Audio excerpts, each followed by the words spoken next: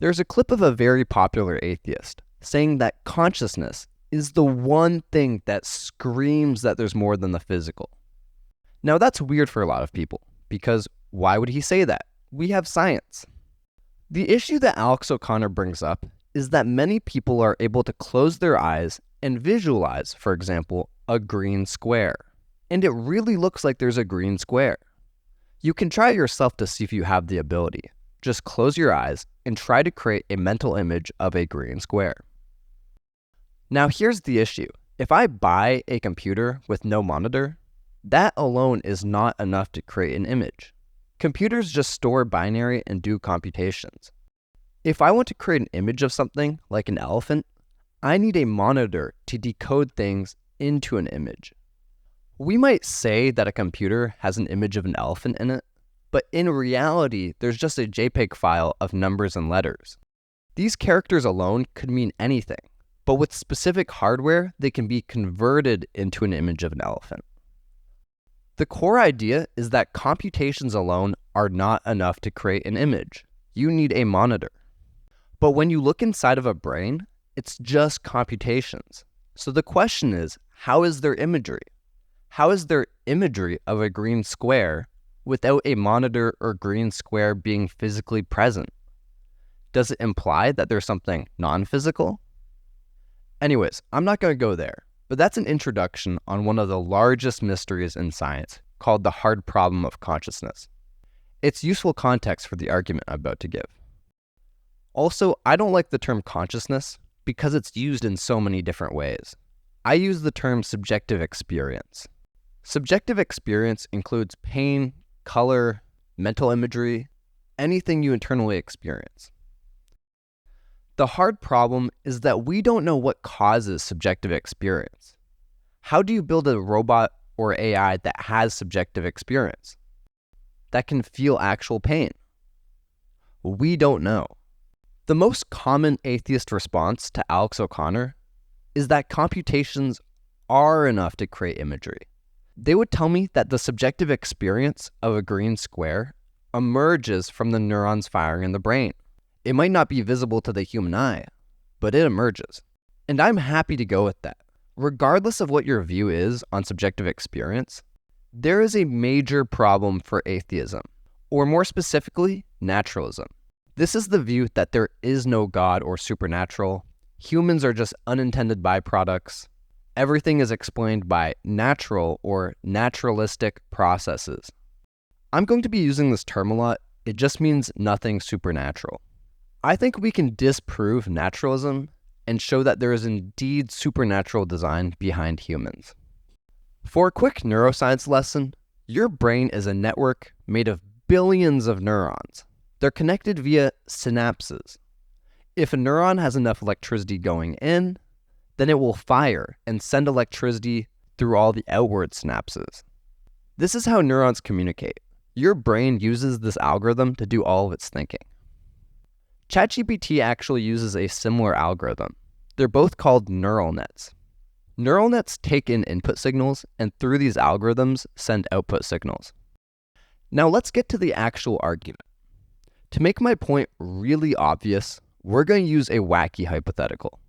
Imagine that whenever electricity moved, an invisible ghost dragon got created. So if I flick a light switch, electricity moves, and boom, a ghost dragon spawns in. Now these ghost dragons are invisible and can't interact with matter. They just phase through walls. If these beings existed, there would be no way for anyone to ever discover them. It's pretty simple. How do you go from ghost dragons existing to humans knowing they exist? Think about it. You don't. There's no naturalistic way for anyone to discover their existence because they don't interact with matter. They have no causal effects. No causal effects just means they don't cause anything to happen. They can't push a ball, trigger a sensor, or change the path of an atom. Nothing moves differently because of them. An alternate explanation for why ghost dragons are undiscoverable is that the movement of matter is explained without them. So there's no naturalistic way to discover their existence. Anyways, you guys get it. If we go back to the brain, I'm happy to say that subjective experience emerges from the neurons firing. But this implies that when neurons fire, there are two products. The first product is the subjective experience at that moment, and the second product is the electrical output signals from the neurons firing. Now, the issue is that every action your body does is completely explained and caused by the second product.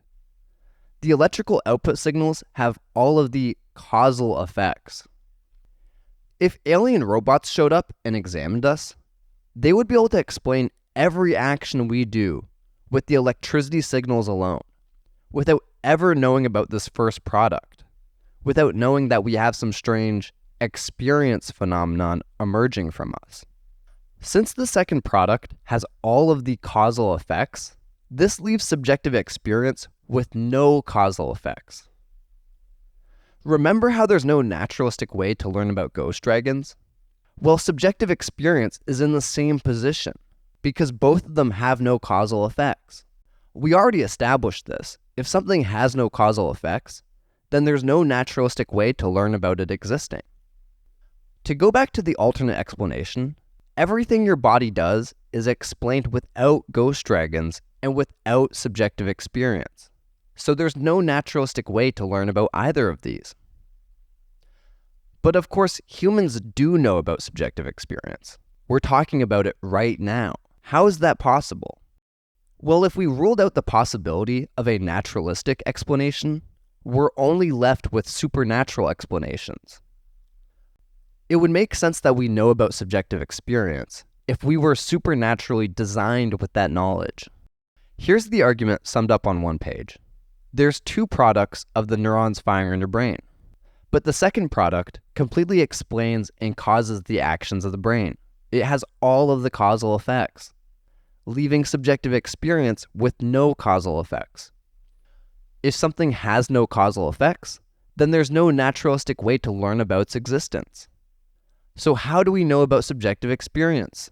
If we ruled out naturalistic explanations, then we're only left with supernatural ones. Our knowledge of subjective experience has a supernatural cause. That's the conclusion. And even of the supernatural explanations, you're realistically going to have some form of intelligent design. This argument is very unintuitive to people for a number of reasons.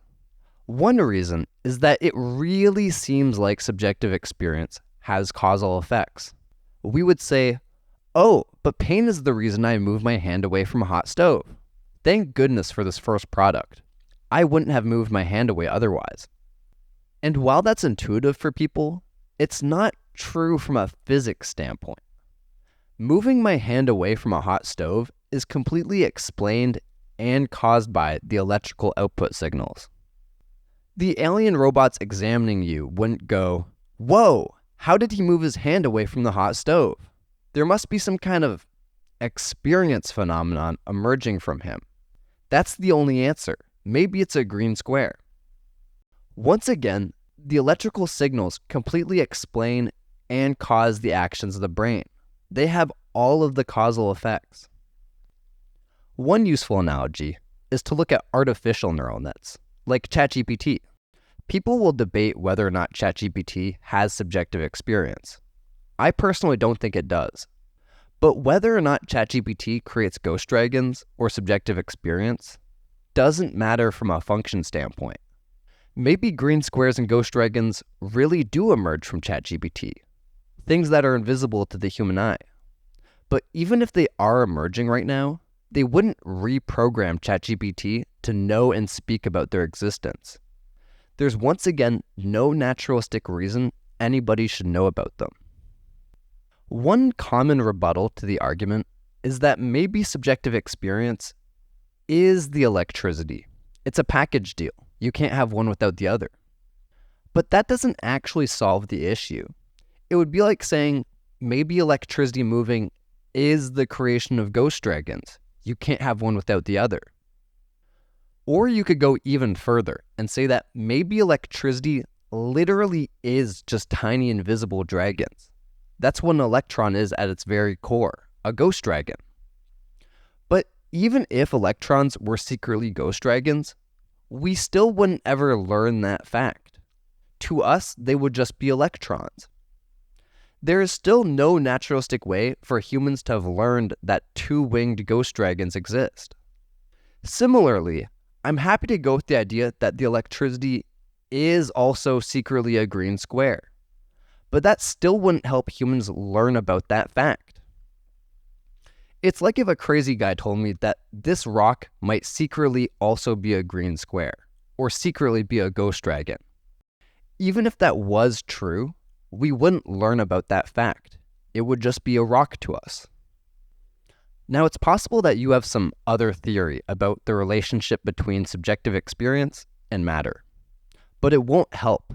Whatever you believe that relationship is, try giving the same relationship to ghost dragons and matter, and you will see that it doesn't actually solve the issue. There is no naturalistic way to learn about either of these things existing. Now, I know a lot of people won't like the ghost dragon thing. They'll complain about it. But ultimately, if there was a naturalistic way to learn about one of these, then there would be a naturalistic way to learn about the other. But there is no way. Think about it. You can test these things. Take any rebuttal and test it against ghost dragons. For example, evolution. That might solve things. Well, if ghost dragons existed, would evolution help us learn about them? Of course not. If something has no causal effects, then it can't influence natural processes like evolution. Evolution can't give us knowledge about them. I know the argument seems complicated, but at its core, it's very simple.